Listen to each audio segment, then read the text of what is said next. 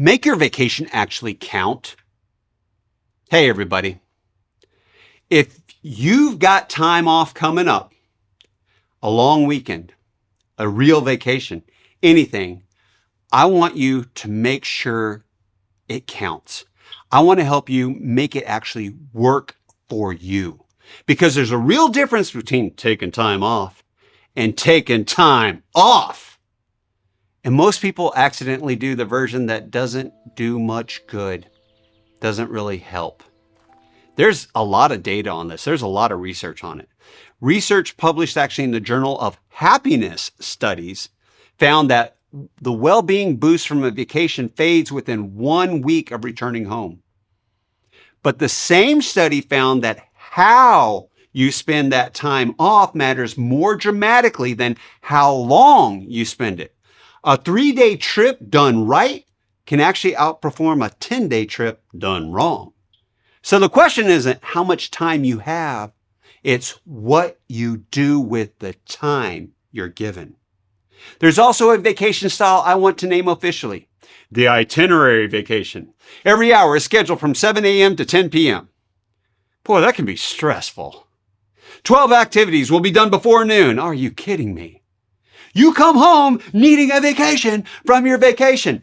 I've done it. I've been that guy. I'm not anymore. I bet you've done it too. We can do better. Let's relax. Just pick 1 or 2 things. So here are 3 things that make time off actually restorative. Keep it simple. That's not actually one of them, but it's a good one. Number 1, build 1 new experience. It doesn't have to be expensive or exotic. A trail you've never walked, a restaurant outside of your routine, a town an hour away. Notice I didn't say any massive vacation. I just said something you can do on a short weekend, especially a 3-day weekend.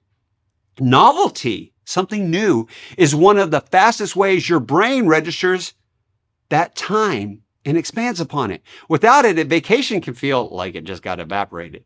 Number 2, schedule at least 1 hour of nothing. I said this in the last session. I said, hey, put it on your calendar, some thinking time. Do it on your vacation.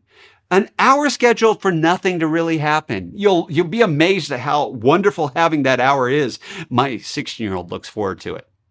It's not a light activity. It's not productive reading. It's a do nothing. We even have nothing weekends. Morning coffee outside, a nap, a long, slow meal. Your nervous system will genuinely love restoring in the stillness. Most people skip this and wonder why. The vacation didn't recharge them. 3, do 1 thing that has absolutely nothing to do with your job or your career, whether it's a sport, music, cooking, hiking, or time with the people you love. It's not development. It's not networking. It's not research. It's something that reminds you that you are a human being and not just some professional at an office. That perspective is worth more than any strategy you're going to ever come up with at your desk. 1 thing new, 1 slow hour, 1 non-working thing. That's the formula. Pretty simple, isn't it? Simple if you actually do it.